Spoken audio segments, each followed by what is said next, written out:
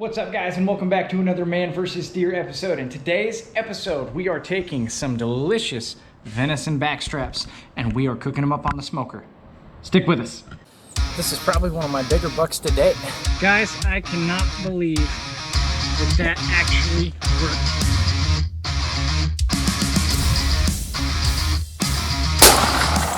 Looks like a double long shot. It was hot, really hot.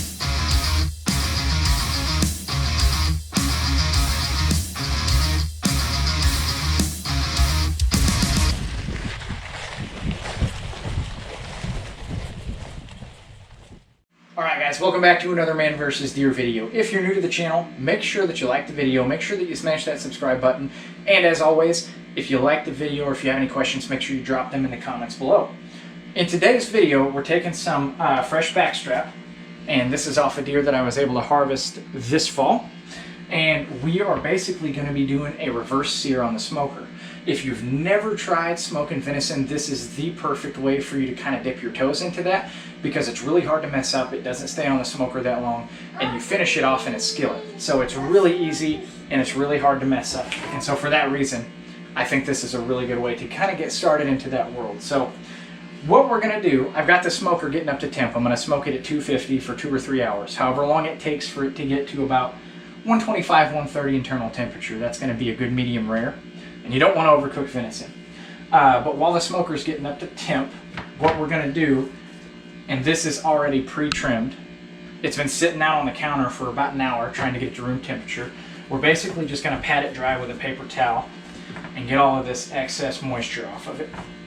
We want it to be as dry as it can on the outside and get any excess blood or anything like that off. So I've got two different pieces here. This is actually from the same piece of backstrap. I just chopped it in half. The next thing we're going to do is we're going to take our rub, and what this is a equal part mixture of garlic powder, salt, and pepper, and we're just going to generously coat the whole thing. I basically treat venison how I would a lean beef, so the same seasonings that work well for a lean beef are going to work really, really well for venison. And we're going to be pretty liberal with this.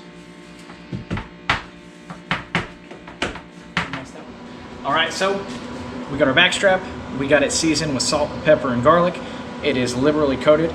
It's about room temperature, and our smoker is up to 250. And this is a cabinet style smoker. I'm just using a competition blend of pellets, which is like a little bit of everything. And we are just going to set these right on here.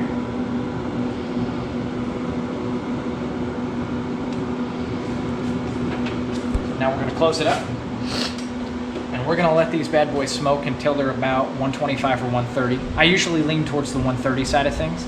That generally takes about 2 to 3 hours, but we'll check in on them periodically. Alright, so these things tempt at 130, and this is kind of what they look like coming out of there. You can see that the whole steak is about a medium rare, and that's what we want it to be because we're going to put a crust on the outside with this guy here. So while these steaks were finishing, and I do this outside because the wife kills me if I do it inside, it kind of smokes up the house. And so if you have a fish fryer type setup, best to do it in the garage because it will smoke your house out. But you want this oil to be hot, about as hot as you can stand it. And we're basically just going to quickly sear the outsides of these and let them rest for a little bit.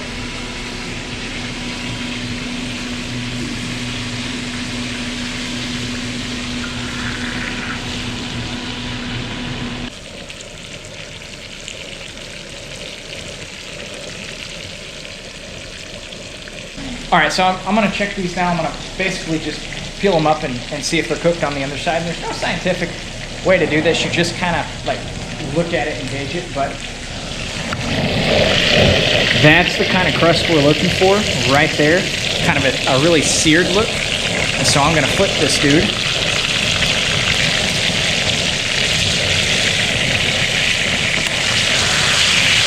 You can see how there's like a nice dark crust over the outside of that. Those grill marks are showing through. That's exactly what we want.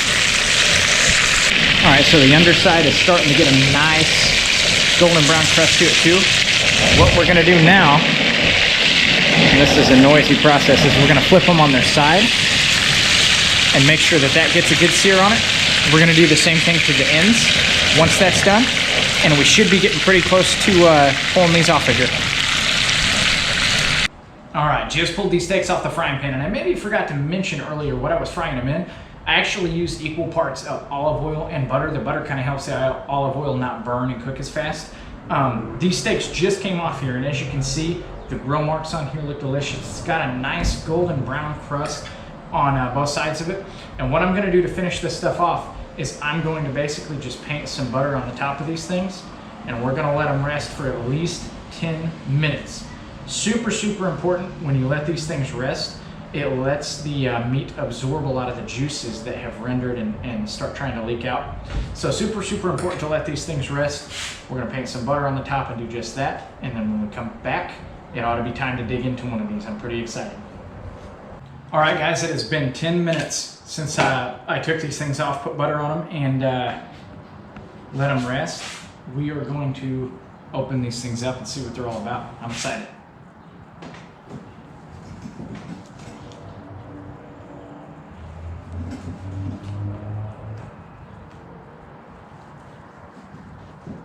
So this is what these things look like. They have a really nice smoke ring around the outside. They're a little closer to medium than they are medium rare, but they're still like not done enough that I think it's gonna affect the tenderness of the meat. So now that we've got that out of the way, let's see what these bad boys taste like. All right, I'm gonna pick one here.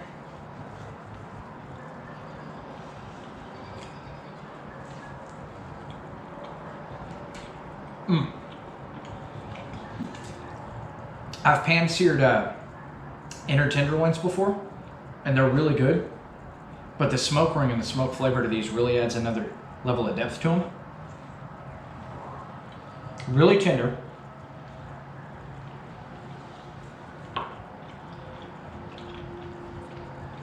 And the outside bark is really decent too. It's got a good mix of salt and pepper.